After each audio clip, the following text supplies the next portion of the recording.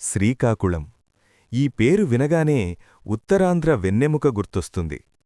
అటు సముద్రపు హోరు, ఇటు పచ్చని పల్లెటూళ్ల జోరూ కలిసిన ఒక అందమైన కావ్యం ఈ జిల్లా.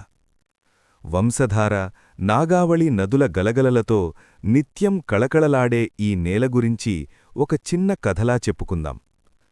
చాలా కాలం క్రితం ఈ ప్రాంతాన్ని సిక్కోలు అని పిలిచేవారు. శ్రీకాకుళం జిల్లా కేవలం ఒక భౌగోళిక ప్రాంతం మాత్రమే కాదు, అది ఒక సంస్కృతికి నిలయం.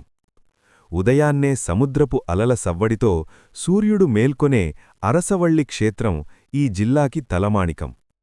దేశంలోనే అరుదైన సూర్యదేవాలయానికి వెళితే ఆ భానుడి కిరణాలు నేరుగా స్వామివారి పాదాలను తాకుతుంటే చూసే భక్తుల కళ్ళు పునీతమవుతాయి.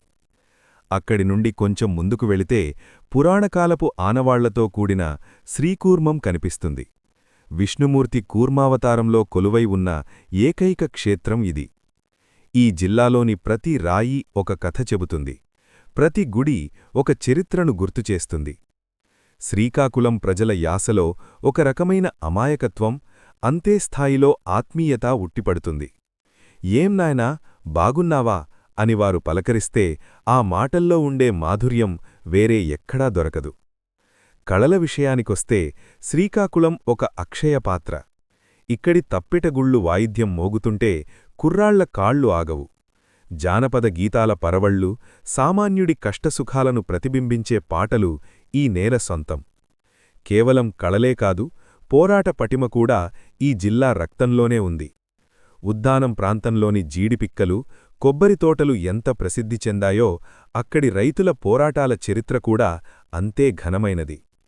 శ్రీకాకుళం అంటే కేవలం వెనుకబడిన ప్రాంతమని కొందరనుకోవచ్చు, కాని అక్షరక్రమంలోనూ ఆత్మీయతలోనూ ఇది ఎప్పుడూ ముందే ఉంటుంది.